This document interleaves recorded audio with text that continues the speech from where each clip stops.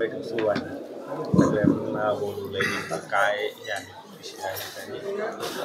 नाही, यामध्ये भारतीय जनता पार्टी हा पक्ष लोकतांत्रिक प्रक्रियेमध्ये विश्वास ठेवणारा पक्ष आहे.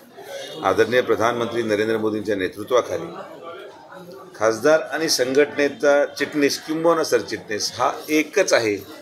म्हणजे दोघांचं मूल्यमापन हे एक समान आहे हे करणारा एकमेव पक्ष म्हणजे भारतीय जनता पार्टी. आणि म्हणून जिल्ह्याच्या प्रश्नांवर आणि राजकीय प्रश्नांवर सगळ्यांचा विचार घेऊन मग रणनीती ठरवणारा पक्ष. आणि म्हणून आज भारतीय जनता पार्टीचे सर्व संघटनेचे पदाधिकारी, सरचिटणीस, चिटणीस सगळ्यांचं मत जाणून घेण्यासाठी निरीक्षक या ठिकाणी आलेले आहेत. आणि हा नुसतं राजकीय विषय नाही, पण जिल्ह्याच्या इतर कुठल्या प्रश्न आहेत, शेतकऱ्यांचे काही प्रश्न असतील किंवा समाजामध्ये फिरत असताना संघटनेच्या प्रतिनिधींना फीडबॅक ग्राउंड लेवलून काय येतो, अशा सगळ्या गोष्टींचं एक सारांश करून त्याचं अवलोकन करून ते माननीय पक्षश्रेष्ठींना दिलं जाईल. काय वातावरण येतं, काय दिसते? आम्ही सगळे कुटुंब आहोत. कुटुंब सगळे आम्ही काय पहिल्यांदा एकत्र आलो असं नाही आहे. अनेक वर्षानुवर्ष सगळे लोक एकामेकाबरोबर काम करत आहेत. आज त्यापैकी कोणी अध्यक्ष झाला आहे, कोणी सरचिटणीस झाला आहे, अध्यक्ष असतील, कोणी आमदार झालेले आहेत. हे सगळे खालपासून वरपर्यंत रचनेमध्ये वेगळ्या वेगळ्या पदांवर कार्यरत असलेले प्रतिनिधी आहेत. आणि म्हणून आम्ही सगळे एक कुटुंब म्हणून आज परत एकत्र आलो. त्यामुळे त्याच्यात काही वेगळं घडतंय असं काही नाही. कार्यकर्त्यांना मुलाखतीमध्ये प्रश्न विचारतात की उमेदवारासाठी कोणाचं नाव सुचवाल आपण, असा एक प्रश्न प्रमुख विचारला जातो. या सगळं वातावरण पाहता तुम्ही कितीपत आशावादी आहात? कार्यकर्त्यांच्या प्रश्नांवर मी काय विचारलं नाही अजून. मी आत्ताशी आलो आहे.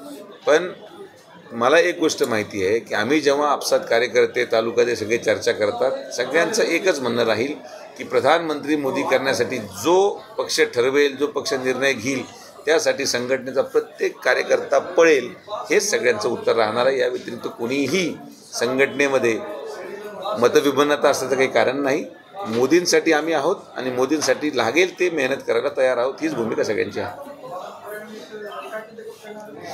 सकाळी पत्रकार परिषदेत 600पेक्षा जास्त जागा निवडून याचाच अर्थ असा की त्यांनी 2024चा नाद सोडून दिला आहे आणि 2029ची तयारी करतायत. कारण की 2029ला 2027ला म्हणजे पुनर्रचना होईल आणि खासदारांची लोकसंख्या वाढणार आहे. त्यामुळे ते त्या दृष्टिकोनातून बोलत आहेत. तुम्हाला असं वाटत असेल की तरी खोटं बोललं, ते सत्य बोलत आहेत. 2024चा नाद हा महाविकास आघाडीने सोडून दिलेला आहे. ते 2029च्या चर्चेसंदर्भात जी काल रात्री गुप्त त्यांची चर्चा झाली, ती त्यांच्या नजर चुकून त्याच्या तोडून बाहेर आलं की आपण 600पेक्षा जास्त जागा निवडून येऊ. तर ते 2029ची चर्चा करतात हे तरी सिद्ध झालेलं आहे.